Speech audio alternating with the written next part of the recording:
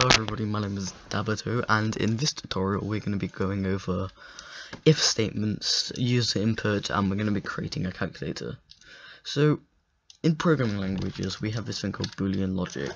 So essentially an if statement says if condition, then it will run this code.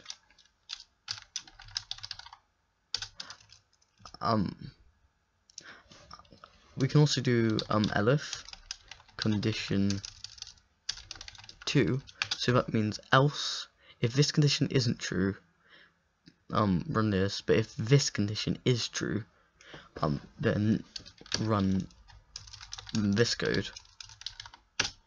And then finally we have else, so if none of these previous conditions are true, we can run this code. It's not necessary to have all of these. You can you'll just probably use if and else.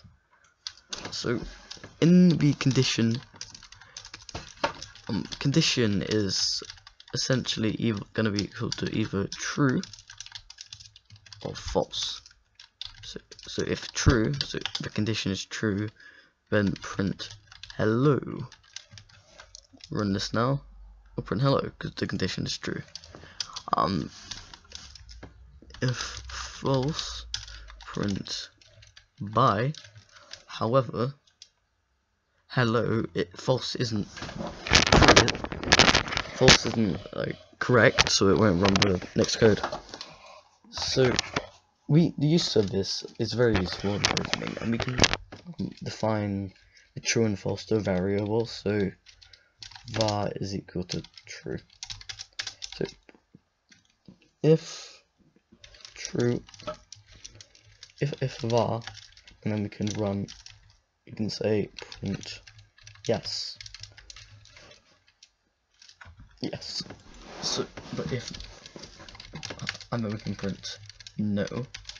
This could be useful for, say, alright, so it'll say yes, but so here when you'll say false, you'll say no. So we also have boolean logic. So if not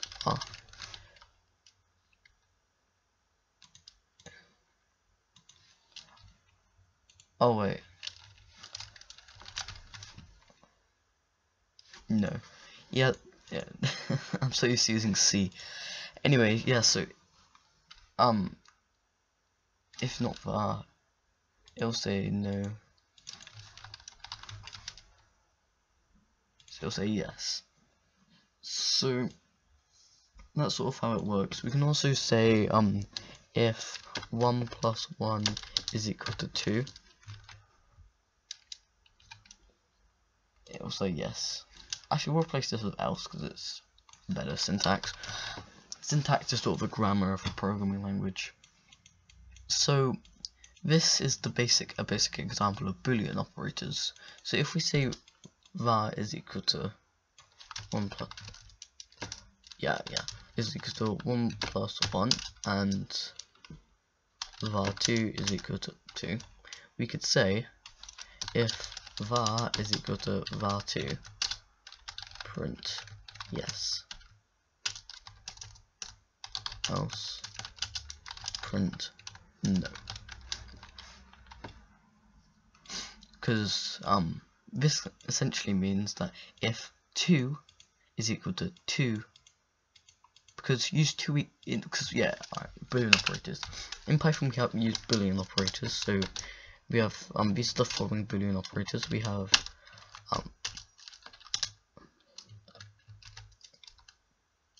is that it?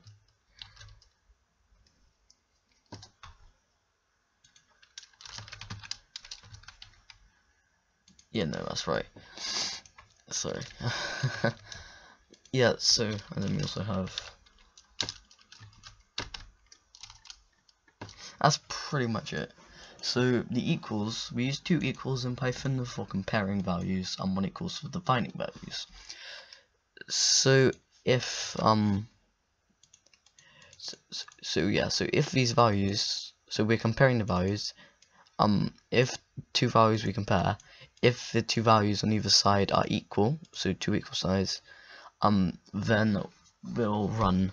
Well, this will result to true. This means if they're not equal,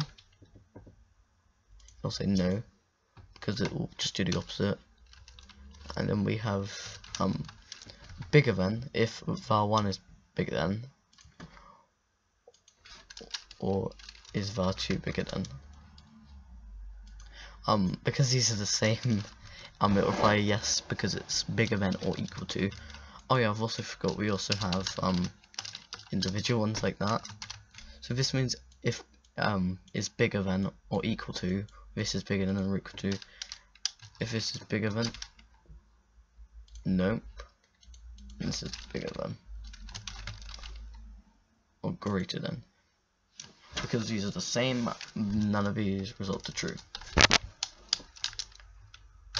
And that's pretty much it for boolean operators and if statements. So next up we're going to be taking user input. So to take user input, you create a variable, and we define we give it input from the console. So what you type into this, so what you type into this, it will write to the variable. So we'll say, what is your name? And we'll say print variable. So what is your name? Arthur. Arthur. If we do that again, Kevin. Kevin. Douglas.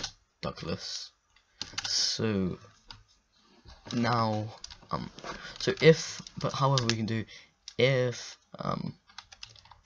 that, so we replace this with name because it's a better description of what the thing is.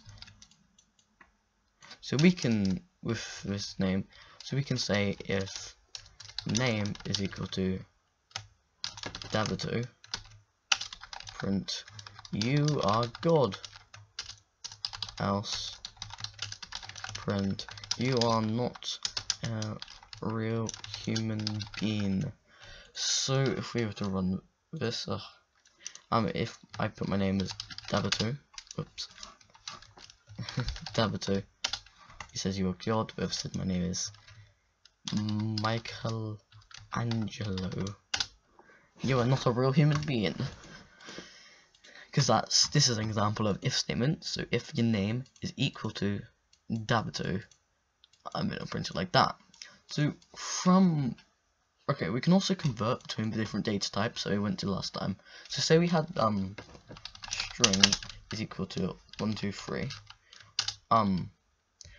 This integer is equal to 1, 2, 3.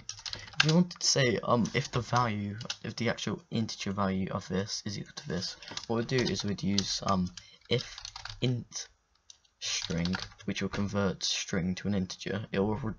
This function will return the integer value of this value. So if we convert that to an integer, is equal to integer print yes. Yes. Yes. Anyway, so we can also do things like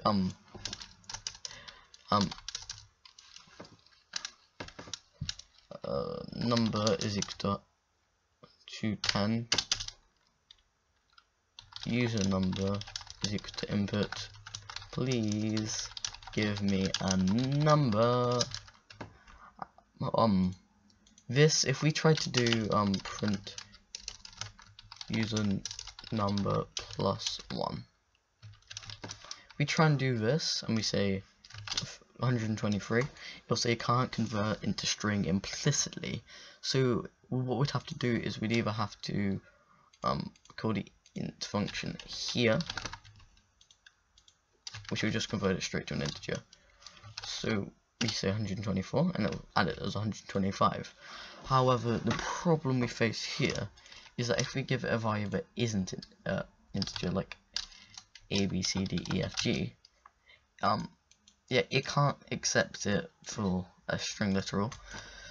So we're going to have to use something called a try and catch statement, or try and accept. I don't even remember what it's called in Python, but Anyway, so what we're gonna do is we're gonna do try, hit catch, accept. Okay, so what we'll do is we'll try to do something. So user number is equal to int user number. So what we're trying to do is define this as the integer value of that. So that's just the same as doing the int before it. And but we'll accept it. We'll accept the error. So if they've written something that this causes an error because user number isn't a valid input for it, we will accept it, and we can simply say print that is not a valid number. So we can say 123 and also 124, but if we say A, B, C, D, E, F, G,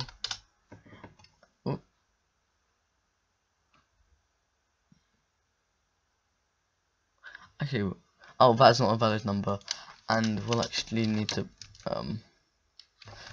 actually we're going to import adds extra functions or built-in functions to Python. So you see these functions like input and int and stuff, and if we were to create a function, so def example,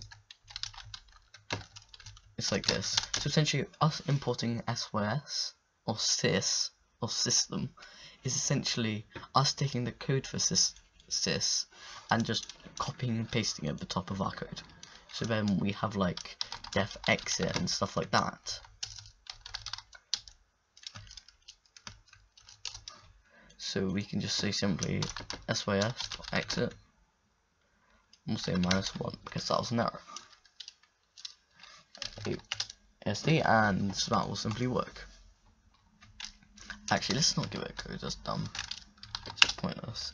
Anyway, so now we have all of this basic information, we can finally make a calculator.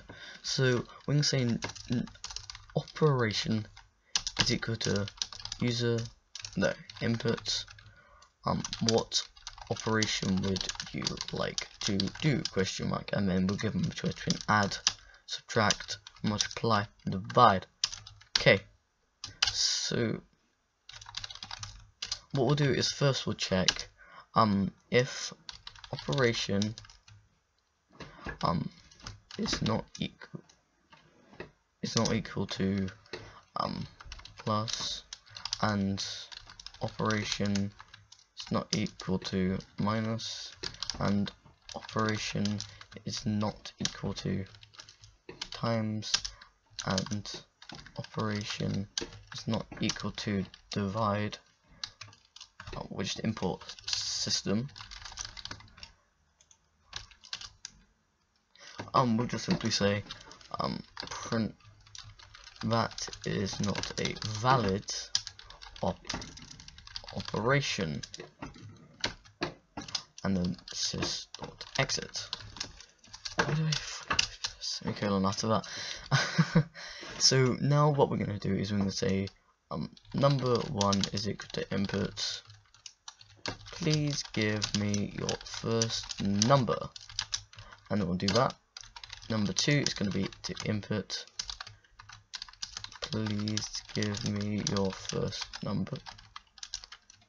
So now we have the inputs, we need to convert them to integers. So first we're going to try number 1 is equal to int number 1,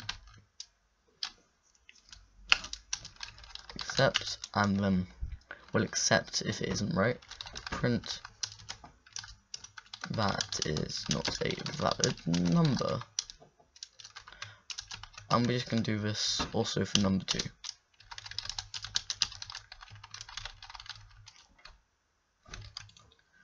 So now we have these converted to the values, we're going to create some if statements. So if operation is equal to plus, if operation is equal to minus, if operation is equal to times, and finally if operation is equal to divide. We're actually going to replace these later ones with elif, just because it's the better way to do it. Because none of these values will be concurrent. So if the operation is equal to plus, print. Wait, no, we can say output is equal to number 1 plus number 2.